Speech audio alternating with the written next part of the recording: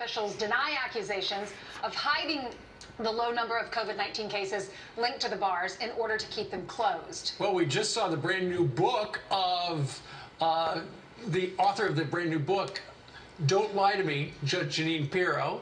We actually lead with the product before we introduce the guest judge. It's a new thing we're doing. Nice to see you. Is that your message? Is that your message to the mayor down there? Don't lie to me? Yeah, actually, I talk about it in my book, and in fact, I was just going through it as this morning, and I said, you know, there's so much of what is going on in Nashville that's consistent with what I say in my book. Look, here, the American people have instinctively known that this lockdown, this shuttering in place, is something that is being conducted in many cases by small-time politicians who feel that they have the now power to keep us shuttered in place. And here in Nashville is a specific example. The evidence is there. Emails from the mayor's office and the city health department where they have something like 22 cases from bars and restaurants and honky-tonks. And they say, the city health department says to the mayor's office, you don't want us releasing this. And the mayor's office said no. So they keep it under wraps. Right. Why would they do that? Why would they not share with the public? Isn't it great? We're beating this coronavirus, and now we can go back to work. The musicians, the servers, the bartenders, all of the people, the security guards, the cleanup people, and the people who want to go out. They want to keep us locked down. We saw it in Michigan when peaceful protesters came out and said, we want to go to work. We know what to do. Yeah, Pennsylvania as well. The mayor denies the cover-up, even though we have the emails. And the email, one of them from the health department official, Leslie Waller, emailed Benjamin Eagles, a senior advisor to the mayor, just to confirm that this is going to be public. This is not going to be public release, right? Correct. No public consumption of this information. The mayor comes back and tries to cover himself when he should just quit. He says, of course, there's no effort to withhold information. We'll do all we can to open up everything. Think about the carnage, the financial carnage that has taken place. It's not just about Luke Bryan. It's not just about Kid Rock and John Rich. The people that work there and the managers have all been out of work. Well, they say correct. We want to keep it from them. They don't want it publicized. This is all about the election. I'm telling you, it's about the election. People don't matter. America, Politics matters. People are told we need. Politics matters to them because they want to keep people home and afraid and use those mail-in ballots, which are just teed up for corruption and ballot harvesting. And in the end, this is going to be fine. And Americans know what to do. Clean your hands, wear your mask. You know, don't go into places that you might catch the disease from if you're in a high contact area. But you know what? If you want to protest in New York, 10,000 at a time without masks, have at it. Black Lives Matter wants to go out. De Blasio says it's your moment in history. This is all political. We know what to do. We're big boys and girls. That's exactly right. We've heard what the CDC says, and we know who's vulnerable and take care of that. And until the coronavirus vaccine comes along, we just have to do our best.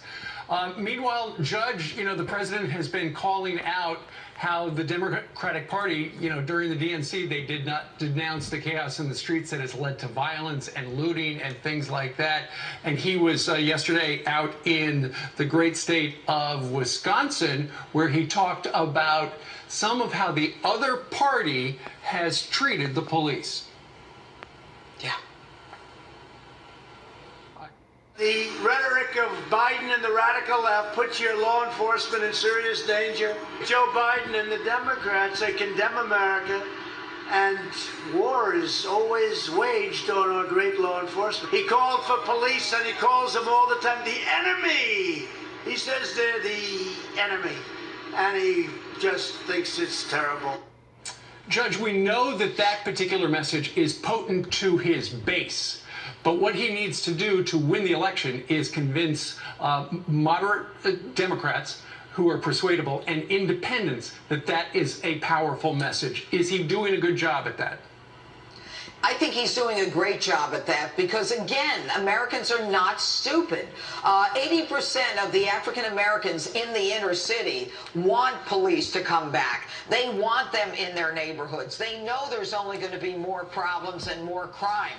And a majority of Americans want police in their neighborhoods. Look, this attempt to overthrow the whole criminal justice system and to subvert the power of law enforcement is coming from a small minority of people in this country who have a really big mouth, who are trying to convince Americans the police are, serial racist murderers. Well, it's just the opposite.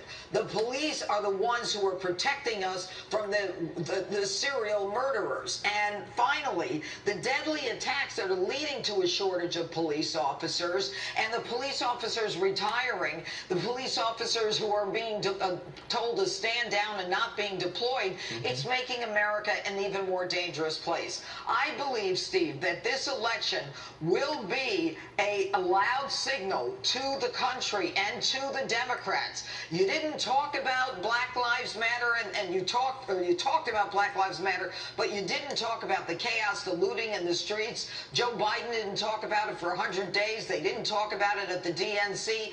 Everyone in America is afraid that these people are coming to their town, that they'll be sitting out at a restaurant. Someone will come over and take their drink or their food and force them to say Black Lives Matter with a fist up. This is not the America that we bargained for. This is not the agreement.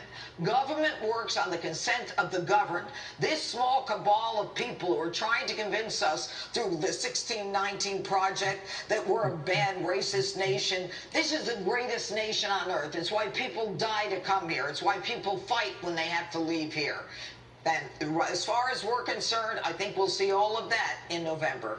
Yeah, it's interesting that you bring that up, Judge, because that brings us to our next topic. I was outside of Fox and talking to a police officer. He said, after 9/11, we were so appreciated, and now it's hard to wear the uniform because we don't want someone to come up and shoot us while we're sitting in our car. Scary times, So there was this poll. Go ahead. Well, it should be a hate crime to attack a police officer. If a police officer were not in that uniform, he would not, or she would not be shot, like the two Compton deputies, okay? If they weren't in a squad car, they would have been shot. It's time to increase penalties for anyone who assaults a police officer. The president agrees with you. He said that in his rally this week. Is there a war on police in America today? That was the question that Rasmussen asked the people that they polled. 59%, almost 60% said yes. 29% said no, 12% undecided. Your thoughts?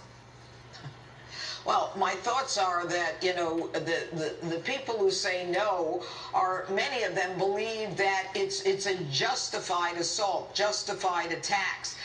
Everything they're thinking is backwards. It's just like Milwaukee. Milwaukee voted to defund the police. Now the crime is up. Duh. They call the police in and say, why is crime up? I mean, are these people stupid too? Do they not understand that blue line is the one line between civility and chaos? And we cannot survive as a country without that blue line. We have to support the police, support the military, and understand that this is a country that's a democracy. And a few people who don't like it, who have different ideas, can't take to the streets and decide to overthrow things like statues, assault and kill police officers. That's got to be ended. No more. Americans will not tolerate it. Democrats alike. Coming up on your show, Sean Hannity's going to be working a weekend. I don't know how much you had to pay him, but it's going to be worth it. Laura Trump, she's trying to be the best in-law in the Trump family after Jared pulls off Middle East peace. Peter Navarro. Yes, there is an ongoing competition. No one wants to talk about. The judge will unearth that scandal. Sarah Sanders got a book out. Leo Terrell is always yelling. And Congressman Matt Gaetz. It's going to be fun. Well, thanks. You hit it all. Thanks. That's right. And when does your book come out? It's out. It comes out on Tuesday, but you can pre-order it now on Amazon. Don't lie to me. If you like the way I sound, when you read my book, you'll hear me. Right. Or you get the book on tape and get her exactly. All right. Judge, thank you very much. Congratulations on the book. Thanks, guys. All right.